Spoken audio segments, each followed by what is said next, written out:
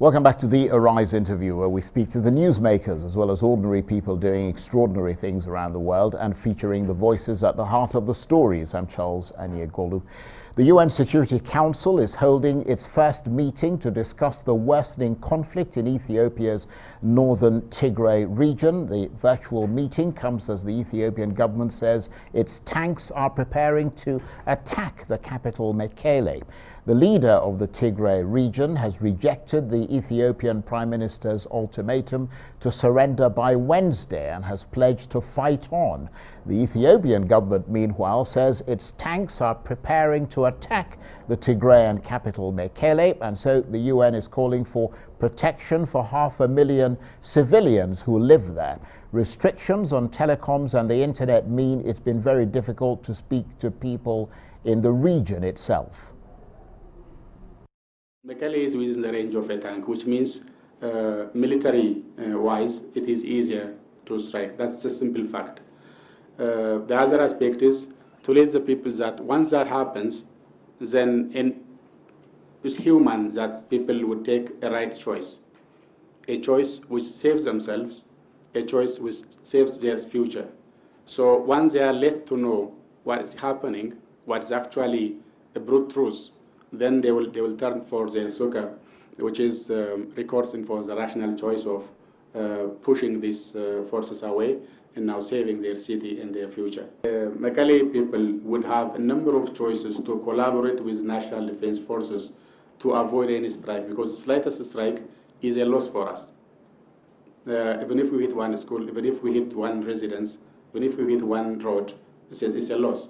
So by collaborating, we can save the city and also one life, because now they are hiding out in a densely populated city. The slightest strike would end up losing lives or properties or sacred places. Well, to try to get up to speed with that conflict in Tigray, we'll speak in a moment with an Ethiopian human rights activist. But first, I'm joined by the international security and defense analyst, Chidi Nwaonu. Chidi, thank you very much indeed for joining us. What's the latest that you're hearing? Because there's the denial by the leader of the Tigrayan region that they've essentially been overrun. What are you hearing from your security and defense contacts in the Horn of Africa? Well, it's a very fluid situation right now. Nobody knows what's actually happening on the ground, and that's, to be honest, is not unusual for anything, any kind of a combat situation like this, where you've got two armies fighting, and you've got to bear in mind we've not just got the war on the ground, you've got the actual the information war, where both sides are trying to not just dominate the media space and pump out their own narrative. They're also trying to pass false information onto the other side and influence their opposition's actions. So the message by the Ethiopian government to the TPLF, giving them 72 hours, that can be looked upon as a form of psychological warfare, trying to not just put pressure on the civilian leadership on the TPLF leadership to surrender or to try and shape their actions, but also put pressure on the civil population to either move out or to try and sue for peace. So there is a war of nerves going on, and right now it's not clear what's actually happening on the ground. But I mean, there must be some sense from the sort of international community surrounding sort of countries and so on, and certainly from the refugees that are streaming into Sudan, about the situation. I mean, what are you hearing, for instance, about the suggestion from the Ethiopian army that all the major cities in the Tigray province are under the control of the federal army except Mekele, and that the Tigrayan forces should know that they are at the point of no return and should surrender? So this is again a very interesting point. So the Ethiopian forces have given out this statement that they're in control of all the major cities. The Tigrayans clearly dispute that, and this comes back to the central point I'm making, is that the information war is as important to both sides as the military conflict, because whilst there might be a military decision, particularly if the TPLF is defeated in Mekele, which is again which is not going to be an easy battle. There's the longer term view of this is what happens after this, this immediate military clash. Who then controls that, the space? If the TPLF is comprehensively defeated militarily, they could hope to continue either as a guerrilla force or as, in some sort of government or movement in exile. And to do that, they need a strong narrative. They need this narrative of, a brave resistance against the overwhelming Ethiopian might allied with Eritrea and, other forces. For the Ethiopian army and the Ethiopian government, they also need to control that narrative and give out, the message that they are in control, they're winning. They need to reassure their population that this war is worth having because they're winning. The enemy will be defeated quite soon. As I said, right now there is no way to know what's really true unless you're actually literally with either army, on the ground. Even people coming in from Ethiopia, from what I've heard from people who have been crossing reports of people crossing the border, there's just a lot of fighting, a lot of confusion. Nobody actually knows who's in control of what, and it's something that one would be, rather loath to kind of speculate on until there's a bit more certainty.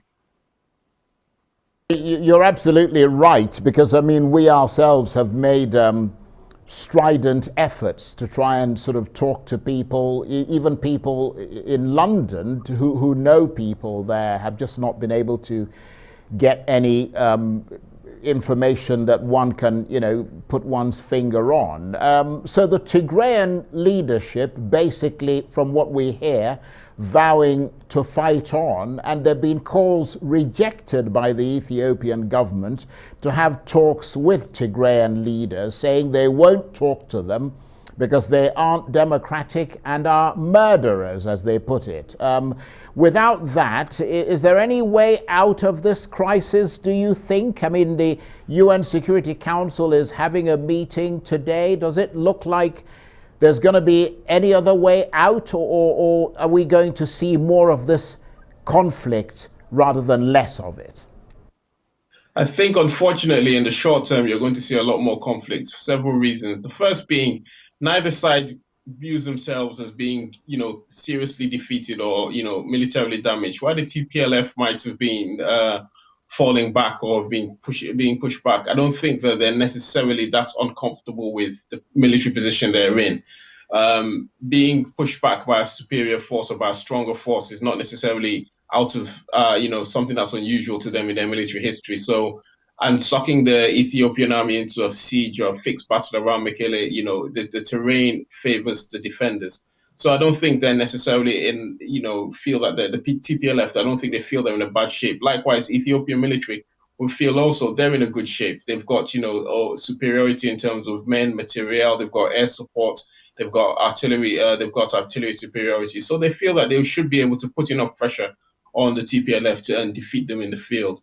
In the long term, how the battle actually turns out is going to be, or rather in the medium term, is going to be anyone's guess.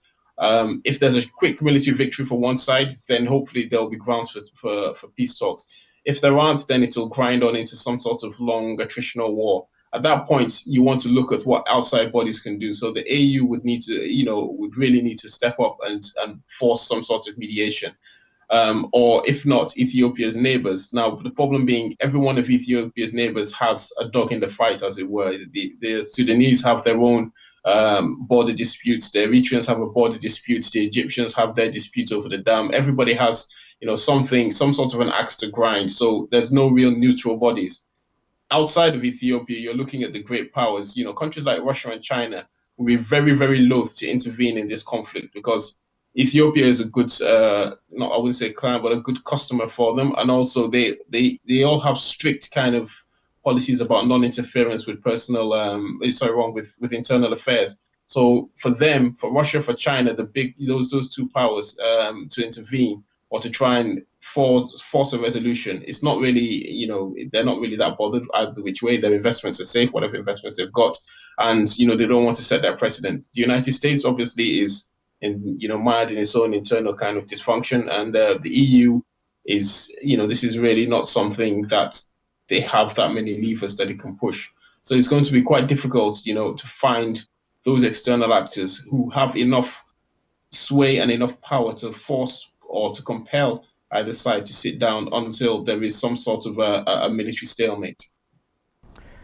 Well, let's just talk a little bit more about that international sort of potential for making a change there. I mean, there is a sense, isn't there? And just listening to you sort of talking there, that came across. There is a sense that the international community is doing very little to try and stop this conflict. At least the UN Security Council meeting is meeting virtually, but I mean, how much that helps on the ground remains to be seen, doesn't it? Especially, as you said, there's a transition and a fairly sort of tricky transition taking place in the United States. Yeah, and this is, this is the unfortunate reality of most crises, is that unless your front page news in in the key areas, it's not going to be you're not going to get that much attention. And right now, there's a lot of things happening in the world that are in an unfortunate way of describing it, but they're sucking the oxygen out of everything else. So obviously you've got the COVID pandemic. We've had the reasonably good news of the vaccines coming in. That's occupying a lot of bandwidth, strategic bandwidth in the world, because not only are countries trying to look at these vaccines and think, okay, how are we going to distribute it to our population? It's also how are we going to get them. Poorer nations, their main effort is, let's try and make sure we've got our place at the table. And again, I've already alluded to all the internal political dysfunctions that are happening around the world. But at the same time, I've mentioned Russia and China as, and the reason why these two countries are important is because China, as we know, has many investments and has done a lot of work around infrastructure and trade with Ethiopia. And at the same time, the Russians, sell quite a lot of military equipment there and have quite a history from going back to the days of the Red Terror and the Dirge and beyond with both the Ethiopians. So these are countries that could, use some of their influence, but they're not going to, because, as I said, both of them have that, foreign policy kind of mantra of not interfering in internal affairs. Neither of them, I don't think, any of them has really settled on what they want, on the preferred outcome for this.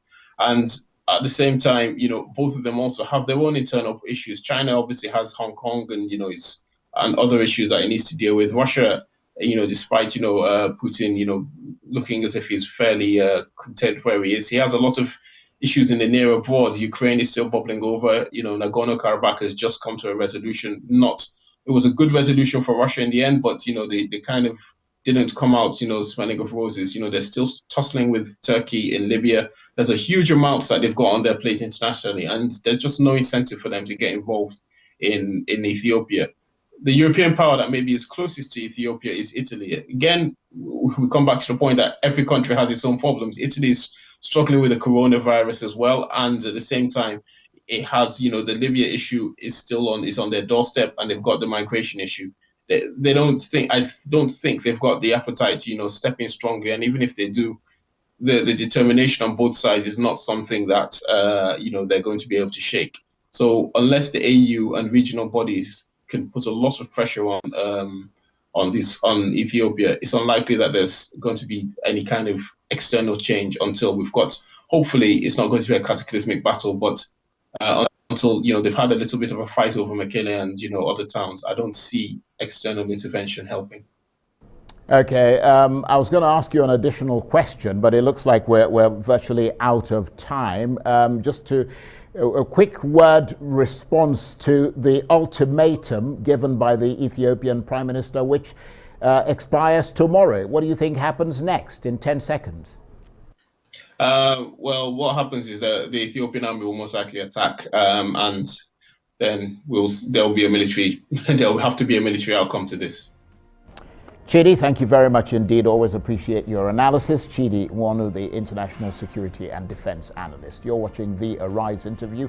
Plenty more still ahead as we continue to get to grips with the conflict in Ethiopia. Stay with us.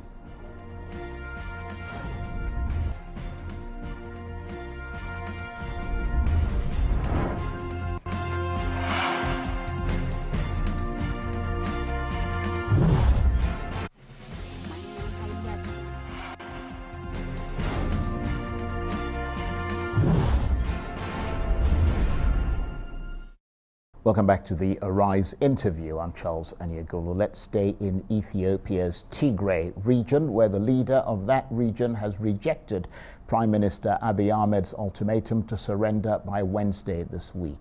Debretsion Gebremichael pledged to fight on in the conflict engulfing the northern part of the country. Mr. Gebremichael denied federal claims that the federal capital Mekele was that the regional capital Mekele was surrounded. Hundreds have reportedly been killed and tens of thousands have fled in the 3 weeks of fighting. The UN Security Council is holding its first meeting to discuss the conflict, and it's a virtual meeting.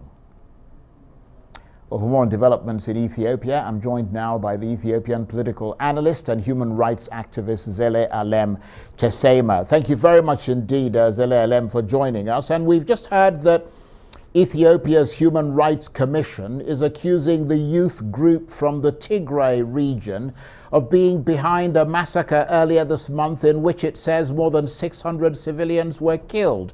The commission, which is of course state appointed, said the group killed non-Tigrayan residents of the town of Maikadra 2 weeks ago with the collusion of local forces. You might remember that Amnesty International highlighted those killings but was unable to say who was behind it. What more can you tell us about this? Yes, Charles. I mean, this has been the pattern that has been replicated across different regions or a couple of regions in Ethiopia in the past, which has culminated in a very sad situation of what looks like an ethnic cleansing in Maikadra city in northern Tigray region. Special forces and militias have targeted, according to Amnesty's report and ground reports and personal testimonies of people who have survived and who have left the area. They have indiscriminately slaughtered using machetes and knives people who are from the Amhara sort of ethnic group. These are children and women. In some cases, gruesomely, some pregnant women have, they have opened up sort of their stomach, which is very sad. So the pattern is things that have been seen in other regions. For instance, in Benishangul region, which is sort of next door to Tigray, and reports are showing, and the information is that the TPLF are organizing, financing, and basically providing training to all this, so that there is an ethnic conflict would erupt in Ethiopia and Ethiopia become ungovernable. Anyway, this is the sort of first-hand and reliable information that you've got from independent verifiers that has happened. Right. Okay. Well, talking about verification, I wonder if you know people in Mekele, the Tigrayan capital. If so, are you able to get any information about how they're doing in the face of this threat by the Ethiopian government to attack the city? The informations that are coming out of Mekele are Ethiopian forces are at the gates of Mekele. The federal forces are outside. The government has given the 3 days notice, basically trying to minimize any civilian casualties and destruction to the city and its infrastructure. Otherwise, I don't think the TPLF forces are any match. In fact, according to information coming out, the TPLF has split it into two. One group which are saying that we need to surrender. It's no worth putting the city and its people into this kind of sort of war and an open out situation. And other people who are diehard people, which includes Debretsion Gebremichael and their spokesperson Getachew Reda and the previous security minister under the TPLF dominant regime in Ethiopia, that's Getachew Asafa, who has been indicted for different human rights abuses. They are diehards and they want to fight to the end and take the people or make the people face this situation, sadly. Well, I mean, the UN is expressing grave concern for the civilian population in Mekele, up to 500,000 people there, as I understand it. But the Ethiopian government has told the people to, in effect, throw off the TPLF and look after themselves. I mean, it's not clear how 500,000 people are supposed to do that. I mean, if I could ask you, Zelealem, to put on your hat as a human rights activist, what are your fears in the coming days concerning Mekele and the people there? Well, although the Ethiopian government sort of puts out some briefs, which I have seen the latest brief as at yesterday, that they are doing everything in terms of minimizing any sort of civilian casualties.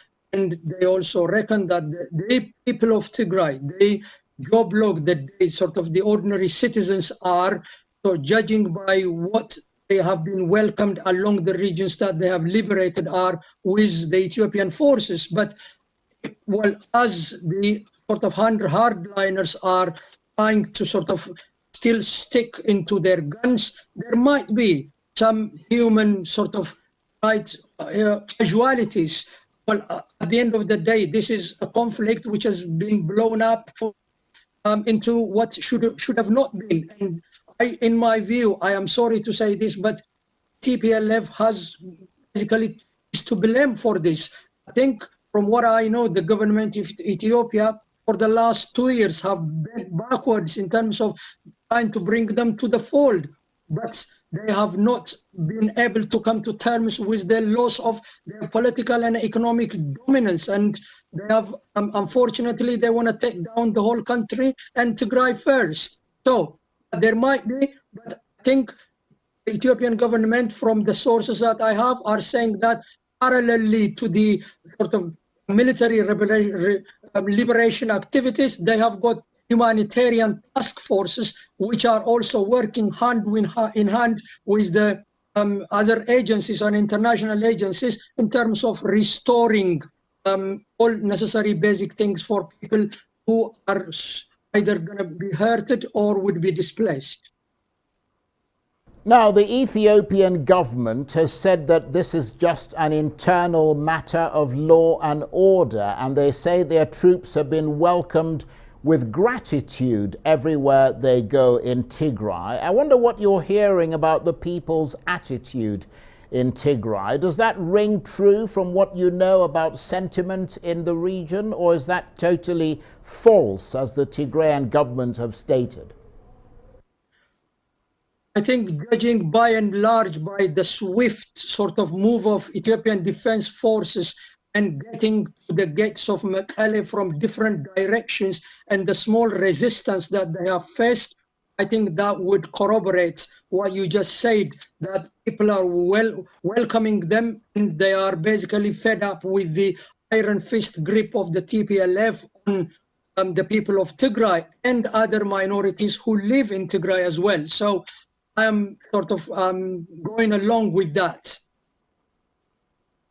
I mean, we are obviously having to judge this conflict from a distance, Zelealem, you as well as us, because we don't know for sure what's going on. But when the UN made an assessment, they said that what they fear is going to happen is that Ethiopia would end up with a guerrilla war of attrition, because there are enough Tigrayans who are armed and well trained, and the terrain favors them as well. Do you fear that that is now what's going to happen? Is that a credible prediction? And we've got less than a minute.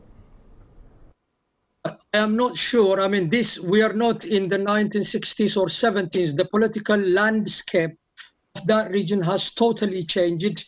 Sort of Eritrea, an independent nation, which is sort of friendly with the Dr. Abiy government, and on the other side, and Ethiopia has opened up. It's not like sort of a region which sort of someone can disappear into, and other neighboring countries are also, there are good relationship, I believe, with the Ethiopian government, and I am not sure that's a tactic that would you can sort of rely on for a long time. Zelealem, we're very, very grateful to you. Thank you very much indeed. And Zelealem Tessema is an Ethiopian political analyst and human rights activist. That's it for this edition of the Arise interview. Join us again tomorrow. From me and the entire team here in Abuja, bye-bye, and thank you for watching.